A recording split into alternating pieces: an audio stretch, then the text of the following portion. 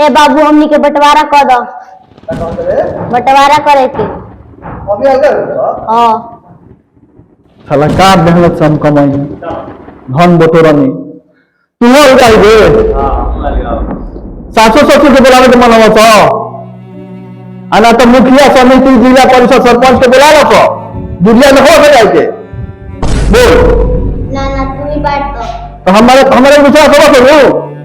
फिर नानू कहलो भाई बाबा दूध खोल के कहियो ना ना तो सुनो सो भाई खेबे तू आ दुहबे तू आ पियम हम बाजा में जब जियो आ सुने गाड़ी किनबे तू आ पेट्रोल भाई हई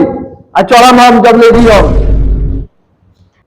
अरे अब एकर का होई कोनो एक तो बियाह बंद करा देलो सारे साला दोनों के बियाह कर देने कितना हम गरीबी से उठे रहे अब वो है सरे सुना हमर बात रह गई बोल ठेका करी होई